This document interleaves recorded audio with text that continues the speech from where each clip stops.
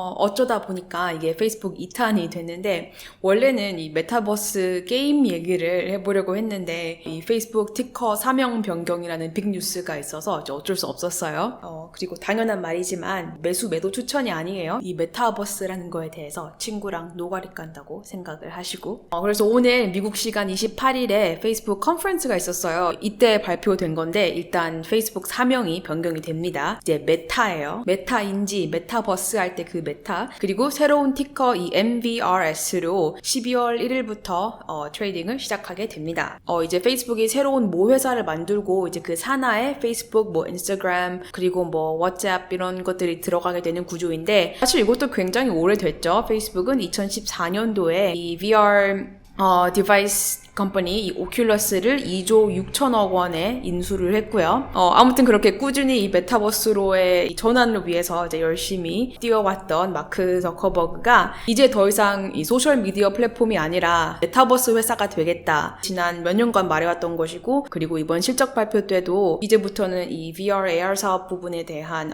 파이낸셜스까지 따로 보고하겠다고도 말을 했었어요. 그 정도로 포커스가 됐었는데 이제 아예 사명까지 바꿔버리면서 메타버스 회사로 인식되고 있네요, 벌써. 그래서 이번에 이 신 메타버스 플랫폼으로 도약하기 위해서 아주 구체적인 액션 플랜이 발표가 됐는데, 그리고 이제 강조하는 것은 메타버스라는 건 차세대 가상 공간이다. 우리 삶을 지배할, 이게 단순히 게임이나 엔터테인먼트 용도가 아니다라고 하고 있어요. 일단 이 뉴스를 봤을 때 가장 먼저 드는 생각은, 정말 잘한 것 같다. 잘한 일이다. 사실 이 마크 저커버그 그동안 꾸준히 비판받아왔던 게 구글이나 애플 대비 이 스마트폰 시대에 플랫폼으로서 역할을 제대로 하지 못했다는 평을 받아오고 있었고요. 그리고 이제 어제도 말했듯이 소셜 미디어로서의 문제가 너무 많아서 항상 논란이 되어 왔었는데, 그런데 이 페이스북을 살릴 수 있는 관점은, 이 관점의 전환은 결국 이 페이스북이 그냥 광고 수익이나 올리는 소셜 미디어 기업이 아니라 이거를 이제 컨텐츠 기업으로 생각하면은 사실 굉장히 미래가 밝은 것 같거든요. 이 컨텐츠 플러스 메타버스가 성립이 되면은 이제 굉장히 강력한 이제 성장 동력이 될 수 있기 때문에, 그래서 아무튼 오늘 이 메타버스 관련 이 프레임워크를 공개를 했고, 플랫폼 내에서 NFT 적용을 하겠다고 하는데, 그러면 이 메타버스라는 게 정확히 무엇인가에 대해서 한번 말을 해보고 싶은데, 그냥 일반적인 정의 말고, 이게 사실 사전적인 정의조차도 이게 일관되게 정립된 것 같진 않아요.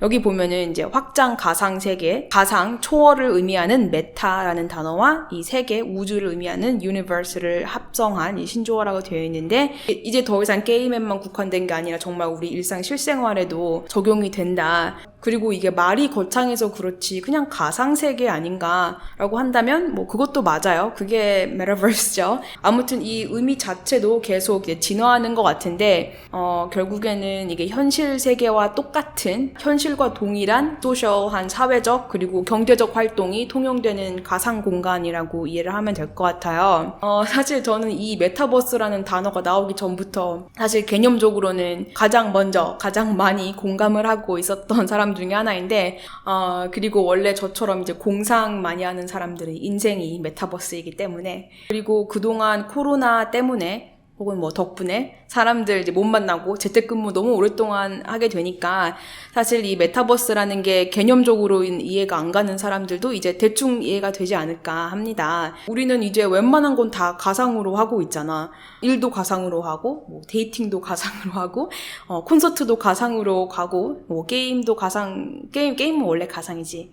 저는 요즘 세대가 아니기 때문에 이렇게 대변하듯이 말할 수는 없지만, 확실히 이제 요즘 세대, 젠지가 주도하는, 왜냐면 이제 밀레니얼들도 나이가 많아. 이제 다들 가상이 돼 있는 나이기 때문에 이제 젠지가 대세예요. 그런데 확실히 이들은 이 가상과 현실의 구분 없음에 대해서 딱히 이렇게 거부감 없이 잘 받아들이는 것 같아요. 그래서 이제 기술적인 부분만 빨리 캐치업해서 뒤따라온다면, 2000년도에는 이 인터넷, 이 닷컴 혁명이 있었다면 2020년도 이후부터 지금부터는 이 가상현실, 메타버스 혁명의 시대가 오지 않을까. 그런 의미에서 이 페이스북이 꿈꾸는 이 세계가 빨리 실현되지 않을까. 그리고 페이스북 정도의 이 기술력과 실행력, 그리고 마크 저커버그의 비전 정도라면 그리고 이게 심리적인 부분에 있어서도 현실의 나보다 이 가상의 내가 더 중요해 라고 생각하는 사람들이 많아지는 순간 이 메타버스의 세계의 승리가 아닐까 해요. 메타버스가 현실보다 더 현실로 다가오는, 그래서 결국에는 이 현실을 장악하는 시대가 올 수도 있으니까요. 내 캐릭터가 메타버스에서 나를 대변하는, 메타버스 상에서의 내가 회사에 가서 일을 하고 뭐 회의도 참석하고, 이게 단순히 나라는 존재가 메타버스에서 이제 기능을 하는 정도가 아니라 정말 현실 세계에서 하는 모든 게 그대로 적용되고, 그리고 심지어 더 이 amplify 되는 현상이 있을 것 같아요. 예를 들면 메타버스에서 뭐 주식도 사고 부동산을 살 수도 있겠죠. 내가 이 뒤떨어진 시대에 했던 것처럼 열심히 뭐 질로 들어가서 브라우징하고 발품 팔면서 돌아다니고 브로커 만나고 이렇게 그냥 메타버스에서 건물을 사면 되지. 저번에 말했던 그 Billionaires Row 막 이런 데서 빌리어네어들만 산다는 그 빌딩 하나 사면 얼마나 좋아. 센트럴파크 정면으로 내다보이고 이제 뉴욕 맨하탄 시내 다 내다보이는, 아마 이 부동산 값 폭등 현상도 이 메타버스에서는 훨씬 더 심화돼서 나타날걸. 이 투기 심리 이런 게 아마 한층 더 증폭돼서, 이게 좀 궤변스럽지만 사실 저는 항상 이 메타버스라는 거를 생각을 해왔었어요. 왜냐면 저는 진짜 만사가 귀찮은 사람이거든요.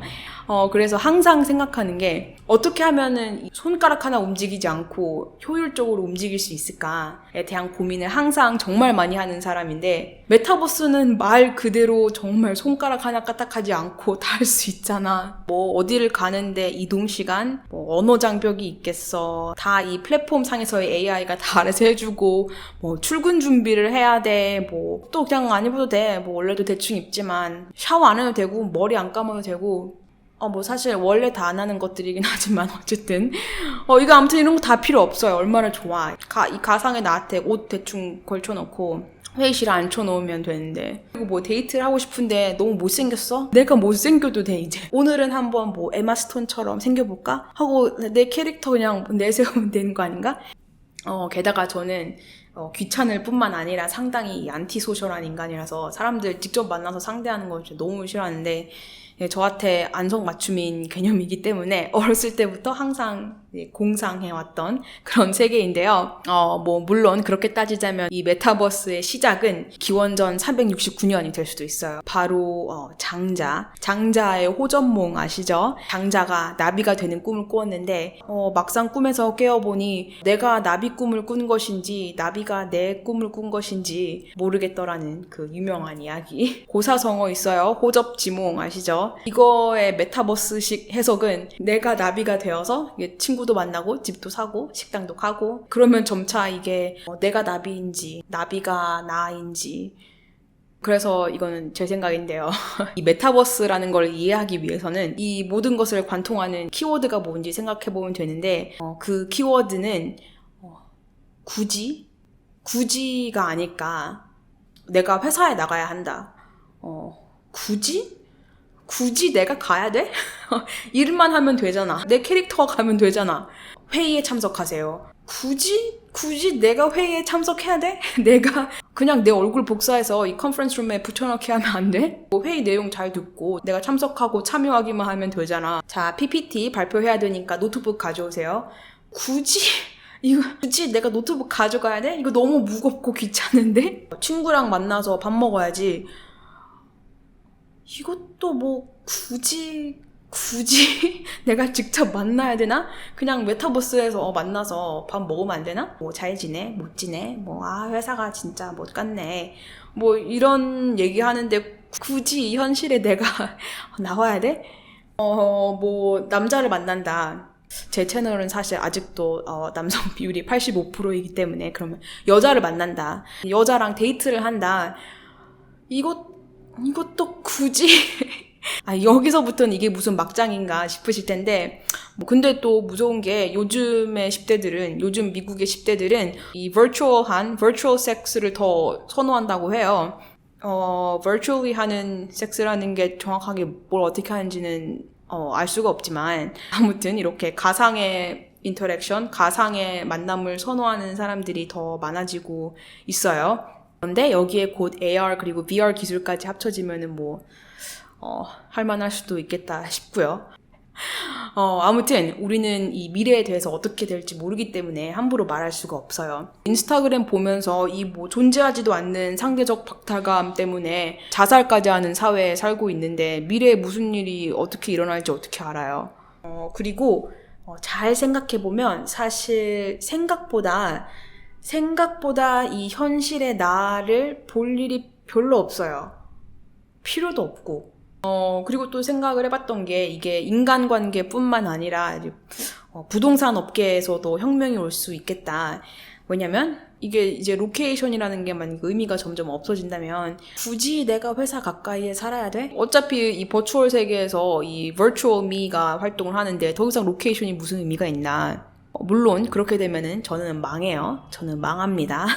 제가 올 초에 샀던 이 집도 지금은 주거용이지만 사실 뭐 투자용으로 산 이유도 있고 무엇보다 로케이션이 너무 좋아서 산 건데 이 뉴욕의 파크 애베뉴는 이 초대형 투자회사들 뭐 아이비들, 사모펀드, 헤지펀드 온갖 금융회사들 본사 건물이 다 몰려있는 곳이에요. 지금 우리 집에서 한 블럭이면은 갈 수 있는 곳들인데 나중에 그 금융권 애널리스트들한테 집이나 내주고 월세나 받으면서 이제 살려고 했는데 이제 웃자고 말해봤는데 사실 메타버스 세계에서 이제 암울함점도 있죠. 그리고 많죠.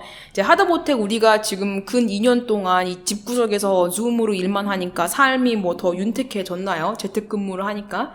아니잖아. 오히려 회사에 나가서 일했을 때보다 좀 더 숨막히고 짜증나잖아요. 회사에서 휴먼들이랑 인터랙션을 할 때에는 뭐 잠깐 자리 비고 나가서 커피 한 잔 좀 마시다 오고 보스들 호박씨도 좀 까고 뭐 그런 시간이 있었는데 이게 이제 카메라 켜두고 줌으로 일하니까 이게 무슨 딴짓은커녕 숨 돌릴 시간도 없고 회의도 마찬가지죠. 그냥 지겨워 죽겠어.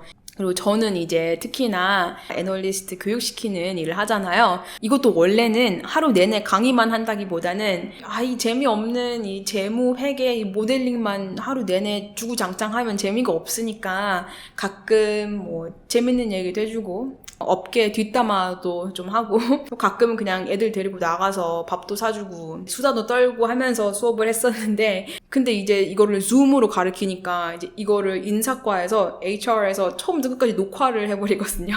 근데 기록에 남겨도 더 이상의 이 노가리 타임은 없어지고 아니 우리가 로봇도 아니고 우리는 휴먼인데 이런 식으로 한다고 더 효율이 오르는 것까지는 모르겠는데 그래서 뭐 제 수업이 재미도 없어졌고 이 애널리스트들 간의 유대관계 이런 것도 사라졌어요. 그냥 아바타가 가르치는 기분이래요.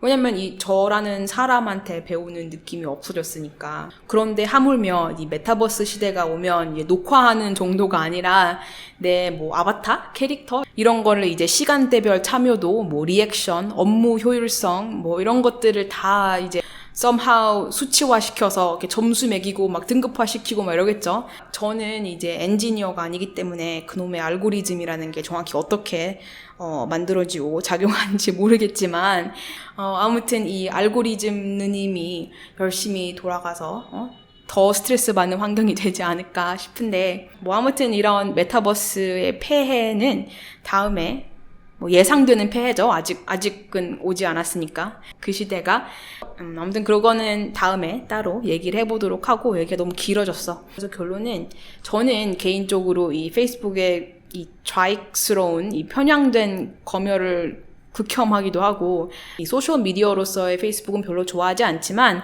또 반면에 페이스북 같은 이런 대형 테크 기업이 이렇게 적극적으로 기술적 이 사회적 혁명을 일으켜줘야지 이제 우리는 메타버스 기업이다 뭐 이런 식으로 세상을 좀 disrupt 해줘야지 우리가 사는 세상이 더 발전을 하기 때문에 이제 메타로서의 페이스북은 응원합니다. 그리고 사실 아까 갑자기 장자 얘기가 나와서 생각난 건데 이번에 한국 들어갈 때 이 장자 철학 책을 좀 사와야겠어요.